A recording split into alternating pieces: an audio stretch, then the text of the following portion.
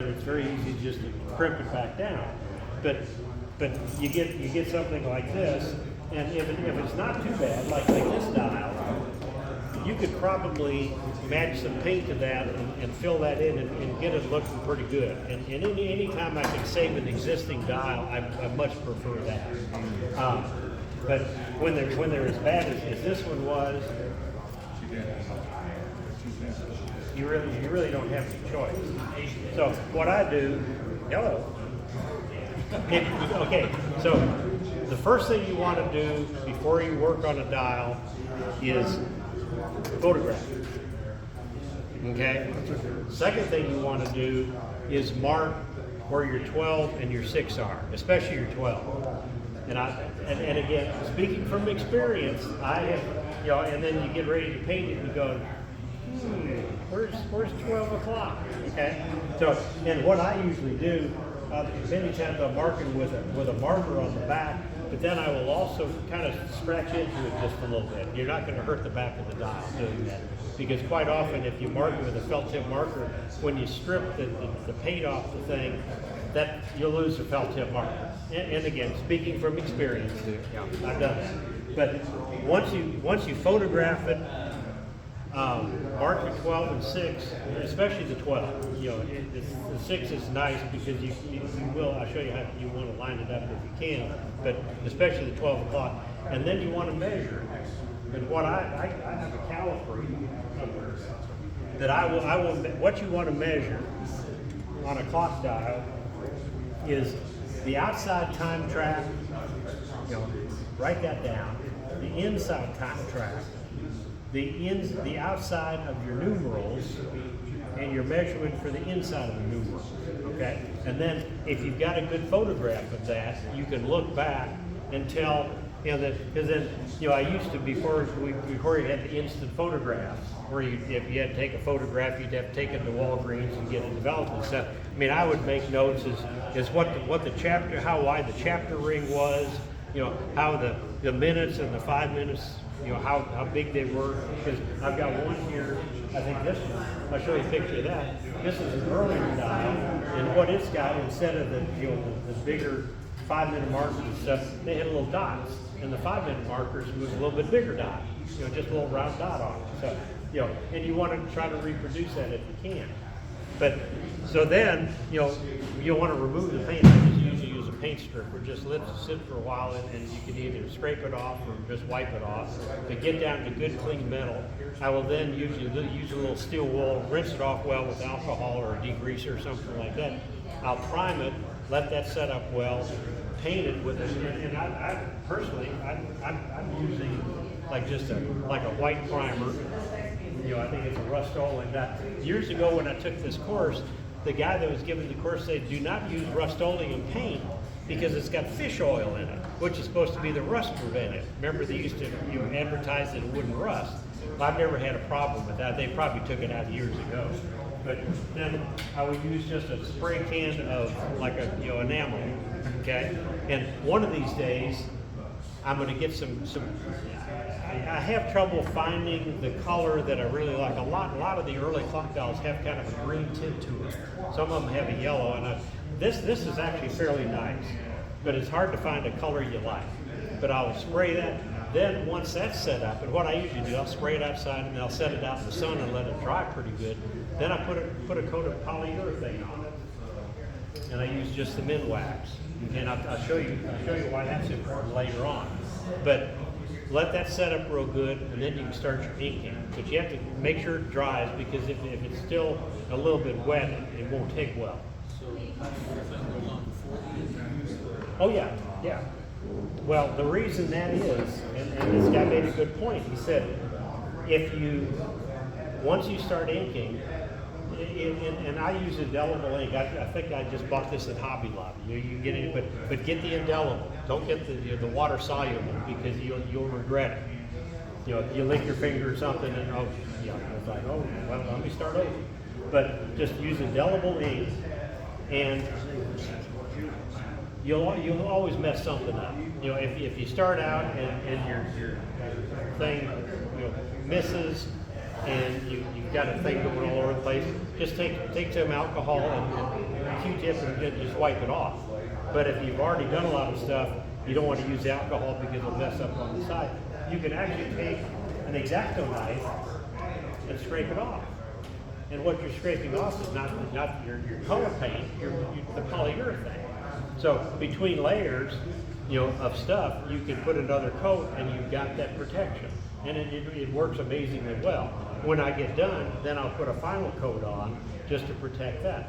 Now I also work on tall case clock dials, and I will not use urethane or anything like on those because, if you've got something that's like museum quality, you don't want to do this type of stuff. Send it to somebody that's very qualified to restore it. But like this is a Riley Whiting dial. You can pass it around a little bit. It's a piece of crap. But when I get done with that, it'll look 100 times better than it does now. In fact, I've got a picture of it here.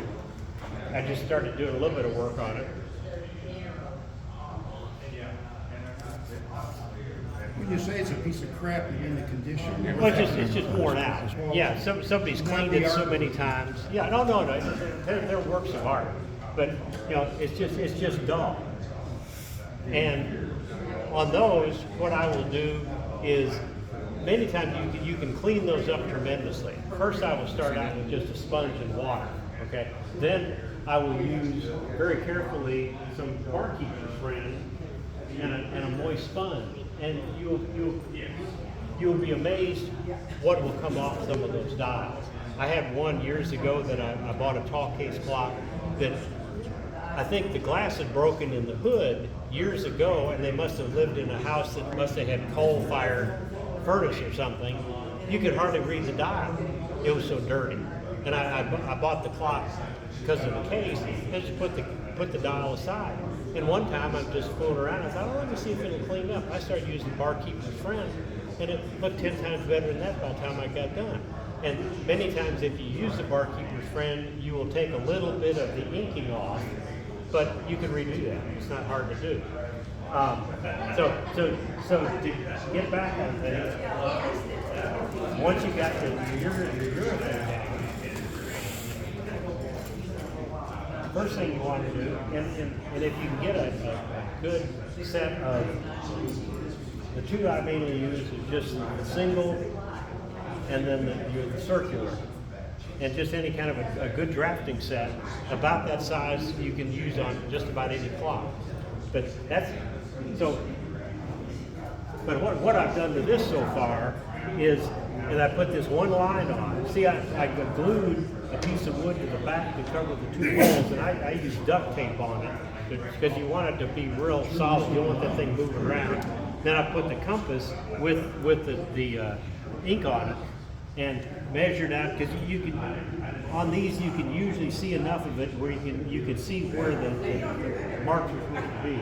Okay, so what I did, you have to play around with that and measure it out and find where your center is. Once you get that where it goes, like it'll meet up here, here, here, and here, then that's your center, and then dig that thing down a little bit, and then you can use that from then on. Okay, but I will warn you, on the wood dials, wood tends to stretch and shrink a little bit. Down here, this is probably a 1/16 of an inch further down than this is up here. So far I've inked from about here to here, and I will actually adapt that a little bit to stay on that line. But by the time you do this, and then on the 12, see, I re-inked that. You can see the numbers, and I re-inked that. Here's the picture of what it looked like before. You can see enough of it. Now, if the thing number's completely gone, then you have to get a little bit more, inventive. And I'm not that artistic, but the numbers on these things are beautiful. And also, let me divert. Another thing you can do is, and a lot of the dials you'll get, the wooden dials will be in better shape, but you see all this brown stuff here, these lines, that used to be gilded. It was gold paint on it, and cleaning it off, they've taken that top layer of paint off. So what I found, I get this stuff like at Hobby Lobby. It's just a gold paint, put a little bit into a cup, and I'll use a toothpick, and I'll just go around and redo this right here, and see this winding arbor versus that one. See the difference? And you can do the same with this. See the Riley Whiting, the name is here, and then the rest of it was gold. And you can fill that in with a small brush. If you Even just, down here, you use a toothpick? yeah, right there. See, I did a little bit of it there. And it'll flow on quite well. It takes a little while. Yeah. But I mean, you could use a brush. Most of the time the brush is a little bit too wide and you get too much paint on there. But if you use a toothpick, it usually will spread out to just about exactly that size. And well, like each one of those dots, I just put the toothpick on it and it flows out enough to fill that in. So that's what I do with these. But like all this, and this other stuff, you know, a very qualified artist could, you know, fill in the whole Masonic thing. I just do that. And, you know, I'll send you a picture of this when I get it done, if I ever get around to it. But, you know, it'll look a whole time, you know, I wouldn't want to put that on a clock today. When I get it done, it would look nice on a clock, for a clock that's 200 years old. Okay, but to get back to this, once you get your paint on and your urethane, then you want to find the center, and you just measure from one side to the other, and you know, go this way, go that way, and find your dead center. And what I will usually do is I'll put this down and figure out about where I think the center should be, and just go around and check it. And if it's a little bit short here, just move it over a little bit until you're comfortable with it, and then just dig in a little bit, and that's your center for the rest of the dial. Then I do the outer ring, my inner ring, and then to do the minutes. What I've got, Time Saver sells, I think they call it a clocket or something. It's a set of these. And you set that down, and you can come up with your minutes. And what I've done, I've just taken one of these and put it on the copy machine and just made copies. Then I will use the circle cutter to measure the inner time ring and cut it just a little bit short of that. Because you know, and then let me see, I think I've got it here. This one fits on this. And you just lay it down, and what I usually do first is do my 5-minute markers, and as you're going along, just make sure you don't move it. But once you get to 5 minutes, then you can go back and hold this down, and you can use a ruler on these. If you want to do it really well, use a ruler on each one of these. On this one, I just did it freehand. And then once you get that done, then you can go around and start your numerals.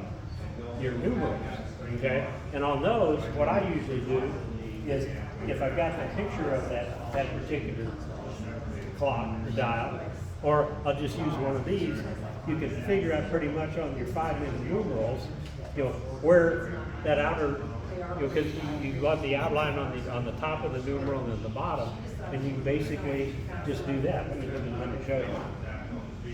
You've already done these lines, you Right. did this. Yeah, those and are- what did you actually use to put the ink on? Just this. I'll show you. I didn't know what this. Yeah, I and- mean, that's what you actually use. Oh, yeah, to- yeah. You can, let me see, kind of. I think like some of the art stores sell stuff like this, and they've got anywhere from 1/10 of a millimeter up to like 1/2 millimeter or something, you know, thicknesses. Yeah. And you can do a lot of stuff with that, but a lot of these are water soluble, so you have to be careful with it. And I usually use this, but in some cases, I can't get a thin enough thing, because if you look like on these dials, if you look at the little things coming off the numbers, sometimes they're so thin, like the top of the 12. That is so delicate that sometimes I'll take one of these, the real small ones, and just do it by hand using one of those. But let me show you how this works. You just need a couple drops. I just use a little dental dap and do it, kind of a couple work, and wipe it off so that stuff will go everywhere. But what you do, here I'm going to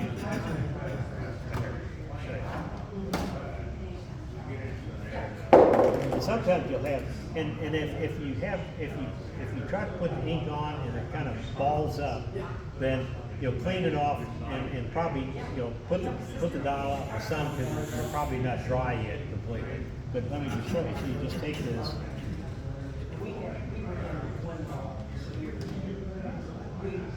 You can go all the way around this and do the chapter ring. You're probably, most of the time you get about 3/4 of the way around and you run out of ink. Then you just take it back out of the hole, just dip it back in, just like this, go around because you've got your hole set, and just drag it around. And sometimes it's aggravating because you just can't get the ink to flow, but turn it a little bit this way, a little bit that way, and once it goes, it'll usually keep itself going. But you can make real thin lines. But again, here's some alcohol. And every once in a while, just put it in the alcohol, get rid of that ink, and then start over. But we show you. Is this the way they made these originally? All by hand? If I had to guess, they probably had some kind of a template. In fact, I would love to learn how to do screen. What do they call it? Screen printing or whatever. Silk screen. There used to, years ago when I first got involved with the organization, there was a guy, I never met him, but apparently he worked for the Courier Journal, and he would silk screen a dial for you like this, I think for $7. That's all. Yeah. If you send one to the dial house, what's about 150, I think. To completely repaint. 400. Okay, yeah, not cheap. It's just a lot of labor. But let me show you. As I was saying,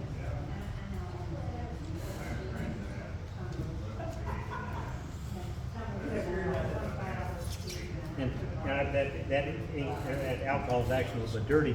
Put a little bit more alcohol on that, and it'll all come off, and you can start over. But then again, Do you use denatured alcohol? yeah, I just use the stuff you get at Home Depot. Yeah, the denatured or what they call it, fuel. Yeah. But let me put a little bit on here, and I'll let it dry, and I'll show you how you just remove it with a little X-Acto knife. But so you do your numerals, and the 1, 2, 3, and 4 are simple. Because what you want to do is just basically line up with your ruler. Here somewhere. There you go. Oh, yeah, thank you. If you just go across your center line, and use a ruler that's got the metal edge. Okay, if you've got one that the ink sets up next to the ruler, it's going to flow right under the ruler. So you want it. This one won't be a problem because this is above that. You just have to be careful to keep it straight down as you're putting it down. But a dial like this one, well, this is offshoot raised too, but a flat one, you just have to be careful with but the metal piece that lifts that's a little bit above it will keep your ink from flowing underneath it. Okay. But your numerals are easy because you just line it up with the opposite side. And usually on the numerals, and again, referring to your picture, you can tell how wide the numerals are. Some clocks, like these older ones, the numerals are very narrow. Some of them are thicker. And if you get like a 12-inch dial, they're a good bit thicker, but you'll measure those and you can reproduce it. But what I usually do is I'll just put the ruler on the one side of the 5-minute chapter thing and go and line it up like, well, here, let me show you. Do one. You see that's, like here's one, okay? And I haven't inked it in yet. But like on the second one,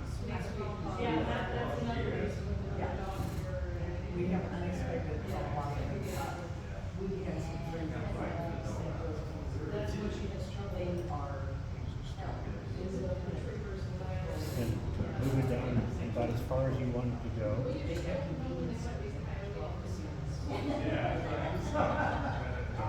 And you turn it.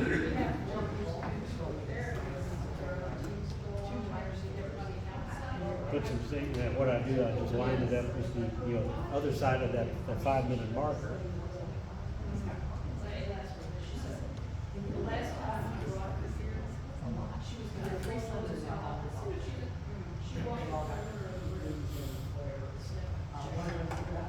and this one, see that overlap just a little bit. After you get done, you can go back with your X-Acto knife and just gently take that off. But then once you, and they look like crap right now, but once you start inking them in,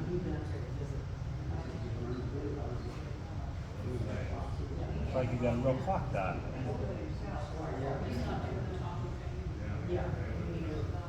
And then just don't touch it until it sets up. And work, when you're working, work from, away from the parts you've already done. And again, speaking from experience. If you can make a mistake, I've done it. But the 1, 2, 3, and 4 are easy, and then when you start getting into the V's and the X's, again, refer to this. What I will often do is, like, where does this one go on number 11? And you line it up with, either the picture you've got, or, okay, so that would have to go from, this, 1 minute over to 2 minutes over this way. Lay it down and put your line in, and just remember that on the V's and the X's, one side is real thin, and the other side's got the regular depth. But once you do a couple of them, one time I did a dial, and it was one of these stupid things. It was for a 30-hour clock, which you can't give away anymore. Okay, spent all this time doing this dial. I was so proud of it. Took it to one of the meetings, and somebody looked at it and said, your numerals are upside down. They were. I still got it. Yeah, I kept it. Yeah, I should nail it to the wall. Yeah, but again, make sure you're in the right direction.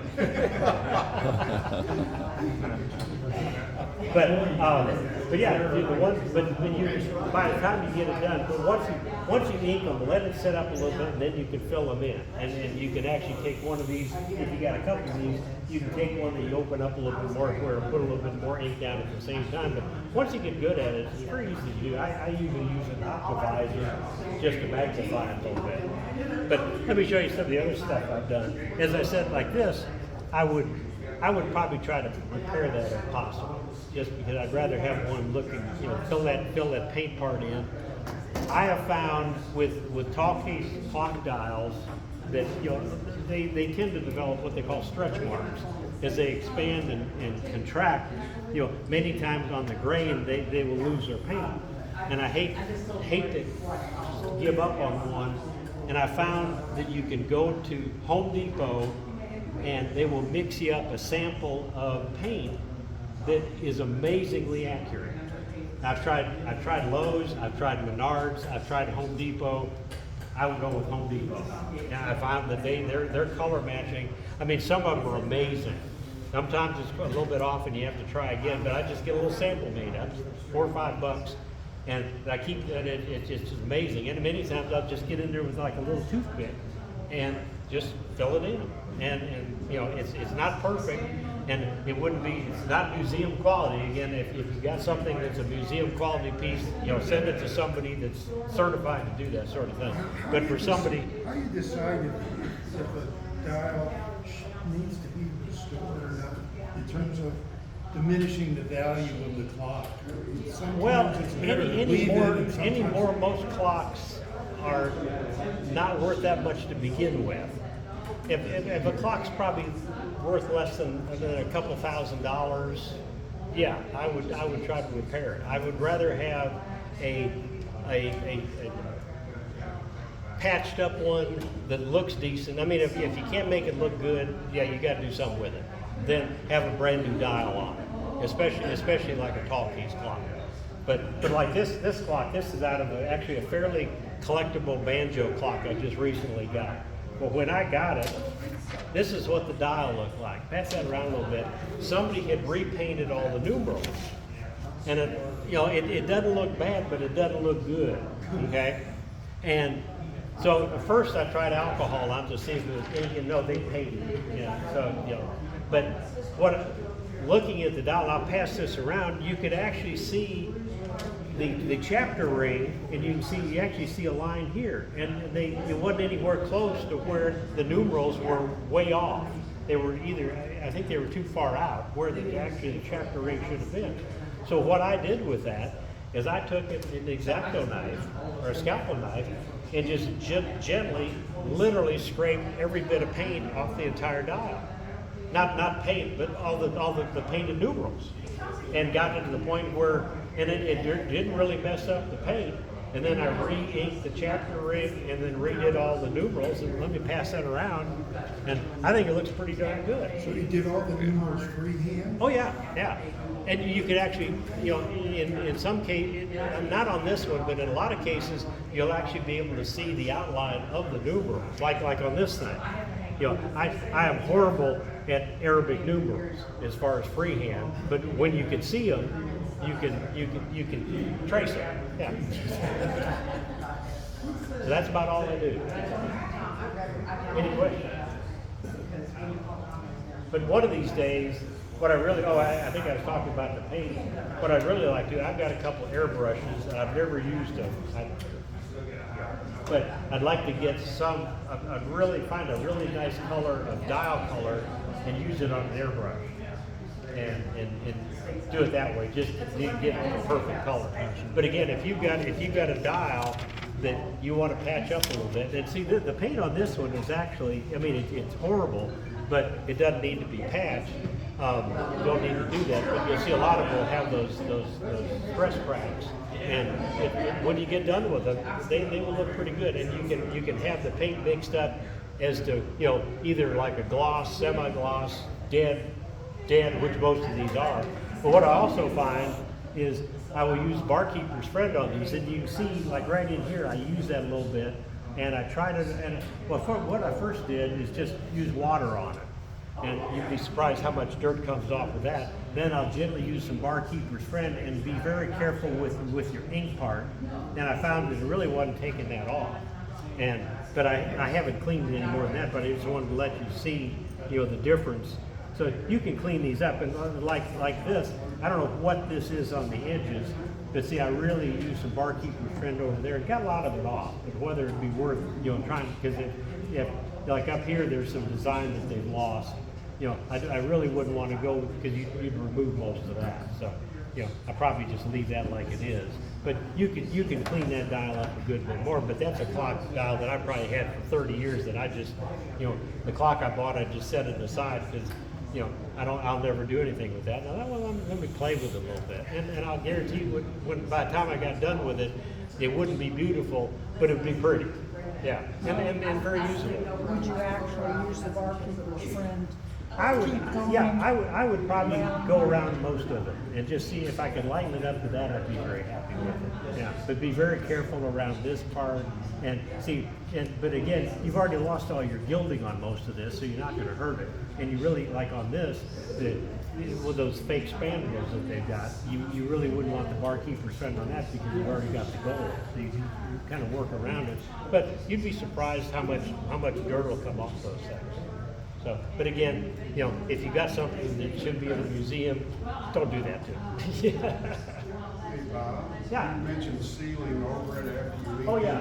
Now I will never seal over a tall case dial or like the banjo that I was passing around, because I think a lot of that stuff over a period of probably 20 or 30 years will yellow or do something, and you don't want to have to try to take that off.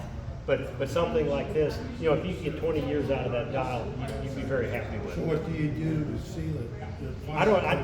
You're using indelible ink. I've never really had a You problem. don't seal it? No, I don't seal it. Don't seal it at all.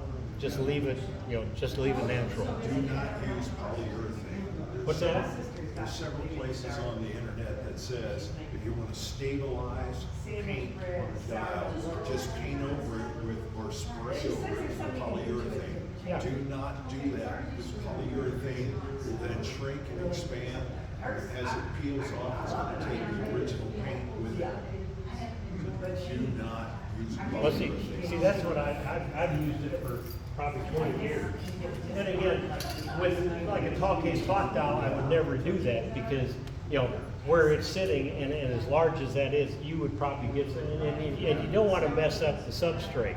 I mean, this, if you're using polyurethane on that and it goes bad, you just strip it and do it again. Yeah. But on a good piece, and I've seen that a number of times, and it's horrible, and it's very, very difficult to remove. And I totally agree with Frank on that.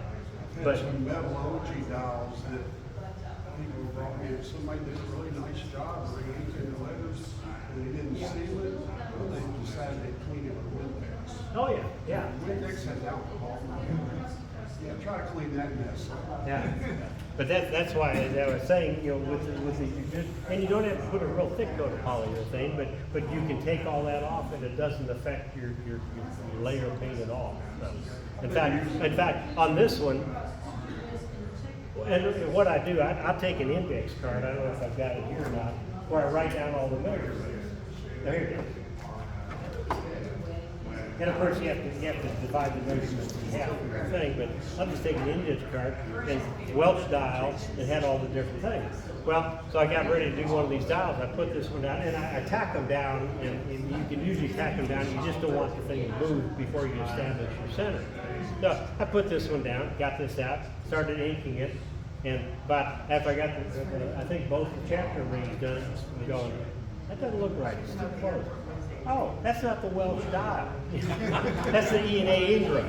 So I took alcohol, and that's what it turned out. Well, besides this, where I put the things down, that, you know, it's just, you just redo it. And if by chance it mess up the paint a little bit, you know, just put another coat of paint on and start over. It's not going to hurt the layer of the stuff off. But well, let me show you this. You know, a few minutes ago I took this, put that little line on there. Let me get one of my X-Acto guys. And what you do is just, let me get my divider. But you can, you know, if you got a chapter ring, then you just slip a little bit and it sits out a little bit too far. You know, once you do it a couple times, it's amazing how you can clean this up. You just.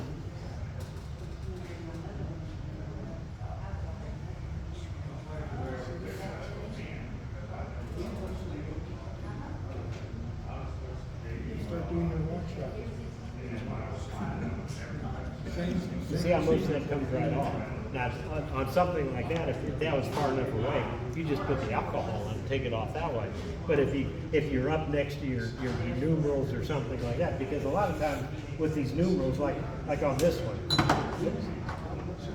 one, like right here, it just comes off just a little bit too far. You just clean that up a little bit before you put your final coat of urethane in.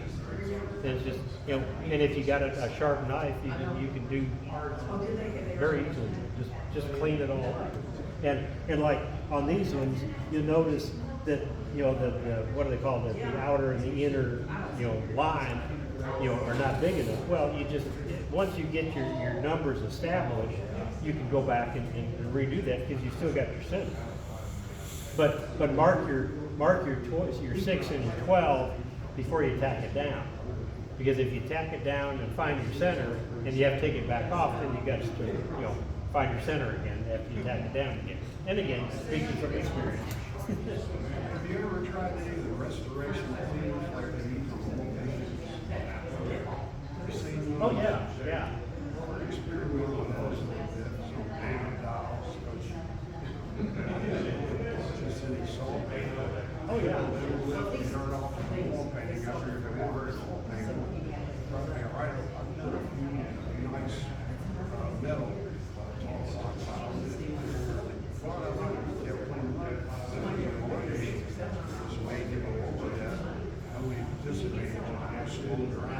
You got like some paint coming loose, creep underneath it and solidify it.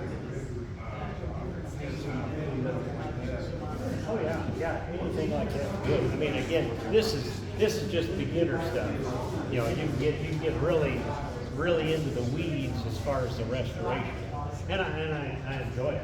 But for, you know, to start out, you know, this, you know, work on dials like this. You got $100, $200 clock, and you don't want to spend. If you don't want the paper dial on it, which a lot of people will do, you know, but you want to make it look good, and you've got a couple hours, try one. First time it'll take you a while, you get a lot quicker. And once you do one, I mean, I'll be sitting around watching TV and I'll do a dial. You know, it might take an hour or two while you're watching TV, but you know, at least you're doing something.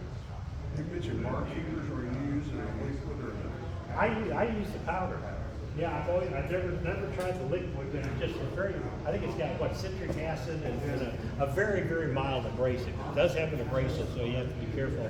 And if you do it like a tall case dial, you will lose some of your inking. But again, that doesn't bother me because I will probably re-ink it anyway.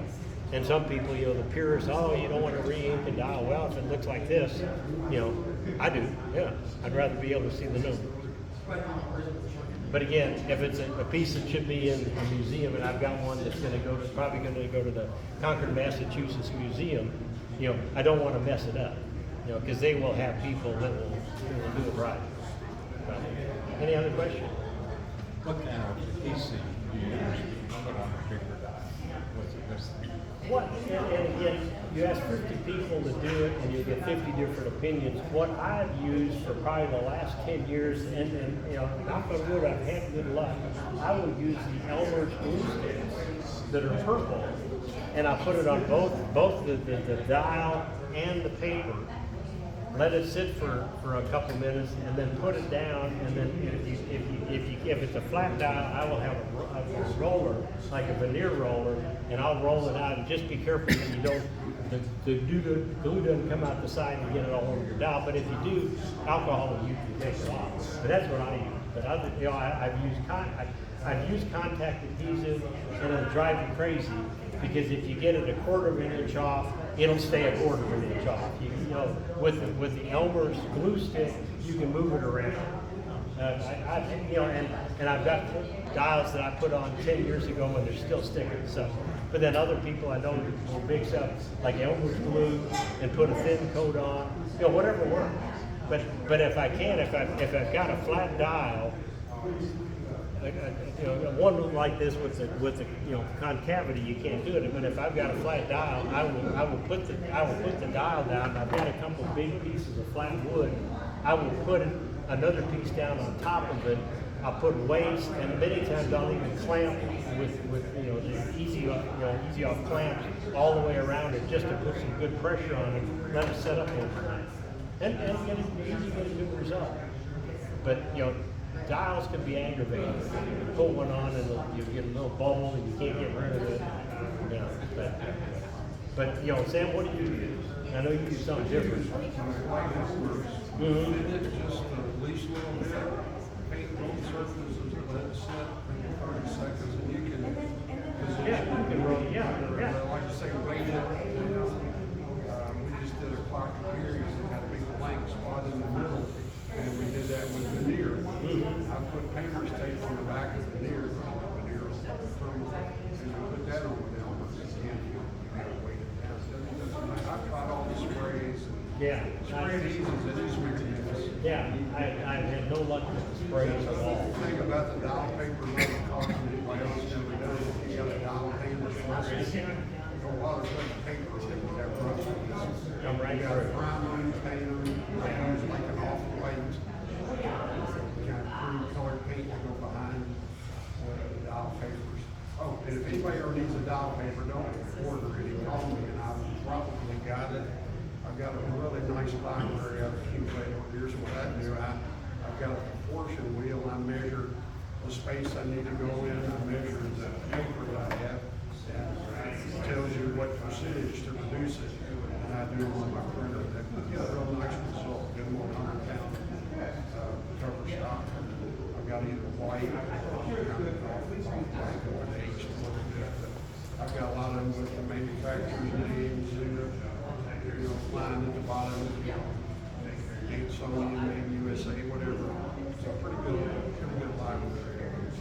Oh, and also on a lot of these dials, I found I cannot like put a Seth Thomas logo or anything on them. I'm not that good at freehand, but you can get the transfers. You know, what was his name? Bedco. Yeah, Bernie Edwards is Bedco. He's passed away some years ago, but he was the one that came up with transfers.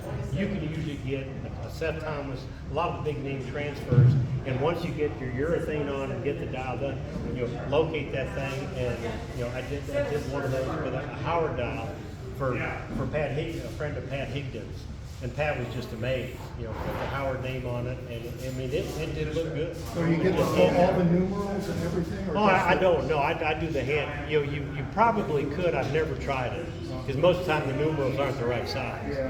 But especially with the Arabic, I've been tempted. If I could find I've tried to figure out a way to make those transfers because I've got clocks that I would love to, you just don't want to spend 2 or 3 hours, doing something, but if you could find the transfer where you could line it up and just rub it on, it would make it a lot easier. But I haven't figured. Time savers. What's that? Don't order time Well, savers. you There's got- copies of copies of copies. Yeah, the problem, Bernie Edwards designed these things and they don't age well. And many times the ones you get will be old and they either won't transfer or they're so out of focus anymore because again, they reproduce them.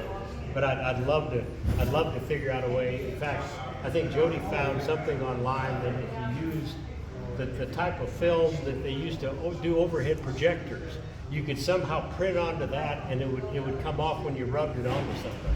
Haven't tried it yet.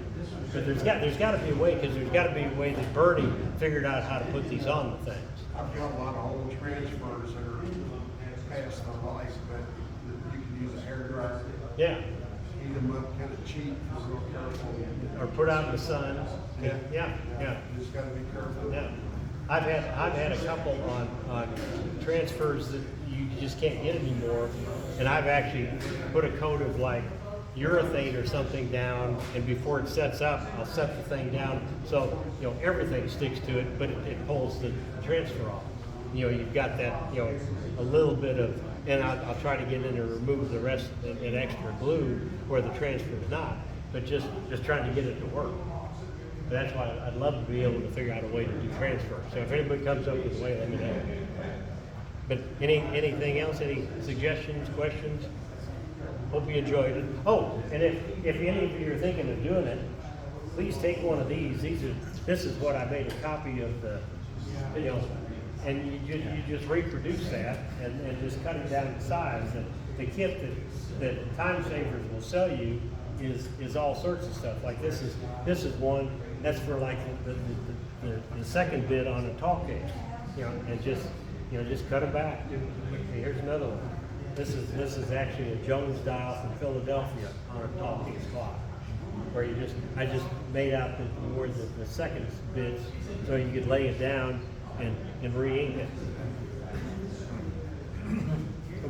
Bob, Yeah. a quick question about a grandfather clock metal dial that has lost some paint in $half size areas. What do you recommend for filling in to that painted area, non-painted area, to get it? It's probably 15 thousandths of an inch thick. Yeah, the paint on metal tall case dials is very thick.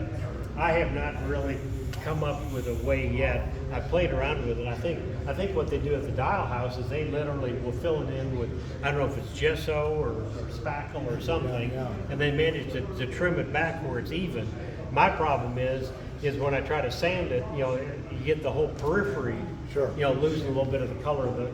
You're losing the patina because the paint on those dials will change over 100 years.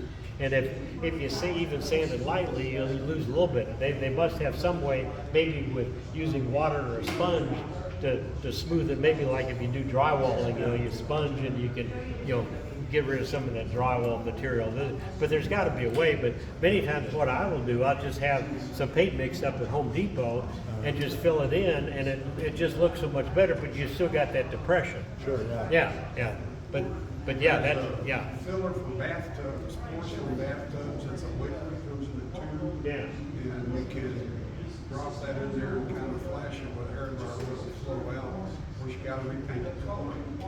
Yeah. Right after you do that, it'll come out pretty well on Okay. some of the enamel on a dials. porcelain dial? Yeah. What Dave's A talking lot of about. times you'll get them where they've been dropped, there was a chunk out of the edge.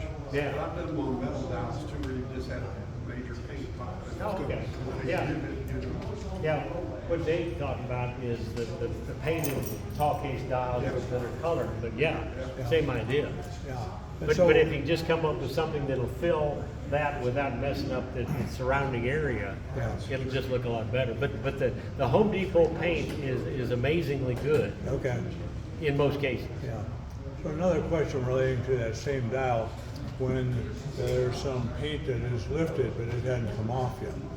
And so in talking to the dial house people, they say they're going to stabilize it. how do you do that?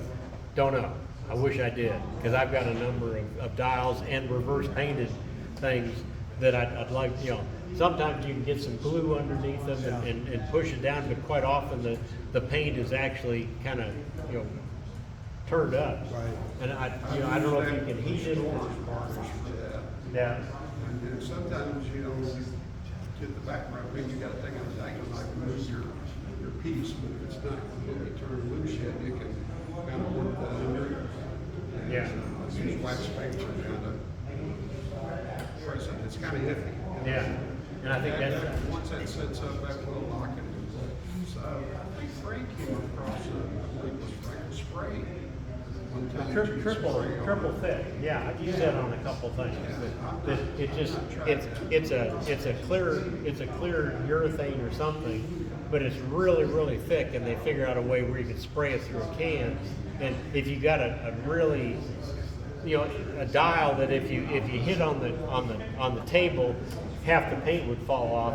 If you're really careful and put a real thin coat to seal it, you can put a couple coats on it and it preserves it. Again, you're just trying to buy it some time, but you know, I've had dials where, you know, you slip and it hits the thing, and you look down and, you know, there's all this paint and you know, if you seal it before it does that, it just saves you some. On a woodwork dial, where you have gold leaf, and what's the best way or best pen or whatever to do that, and then how do you finish it off to match the area? In other words, if I've got a gap half-inch long, and if I want to, I haven't found a gold paint that I can brush on, but I've seen markers that I can get a nice gold leaf, stroke, but now I've got to blend that in to the surrounding area that's the original. What's your experience as far Is that on a dial or on a reverse painted tablet? on a dial, a woodwork dial?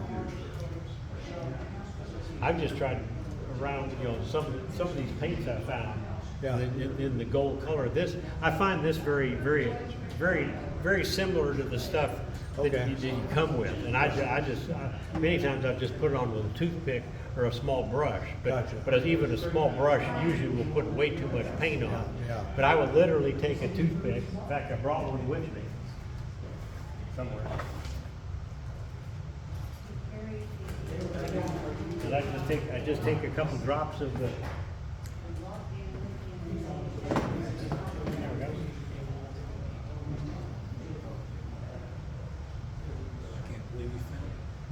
Me neither.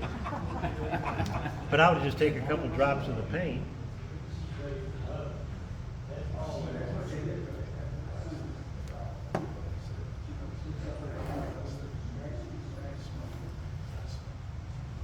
And I usually will use my Optivisor, but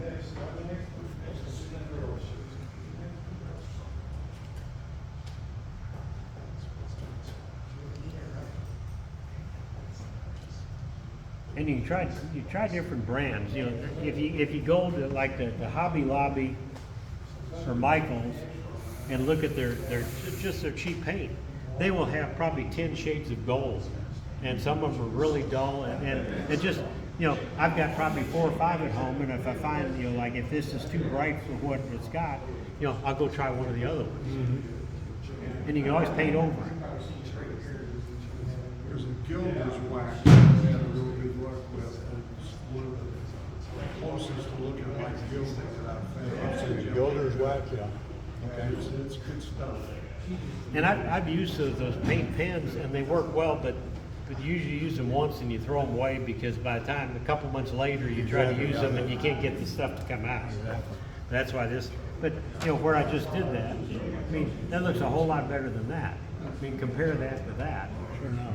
Yeah, it makes a difference. It's never going to be perfect. I mean, if you wanted it to be perfect, send it down to the dial house, they'd strip it and redo it, and it would be beautiful, but it'd be a redone dial. And I'd rather have one, half-assed restored that looks decent. I mean, you could, it's like that picture I showed you of this banjo dial. I mean, what an abomination. But, the last thing I was gonna do is strip the original paint, because this is 200 years old. And I think it turned out pretty nice.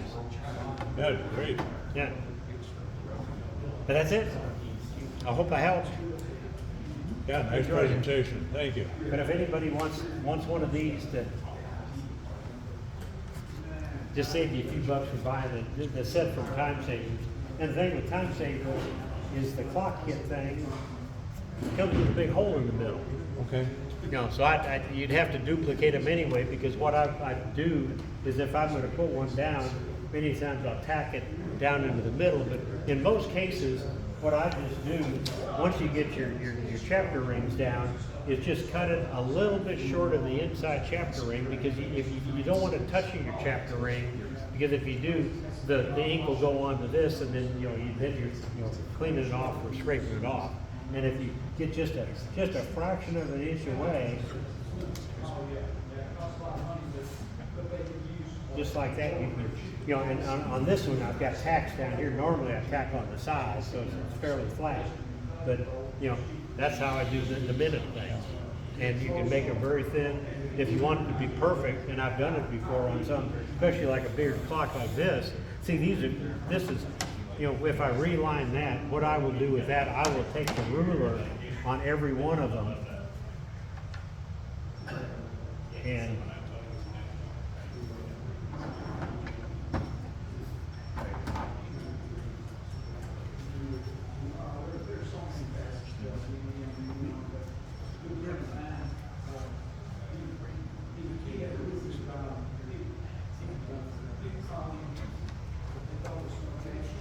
just like that.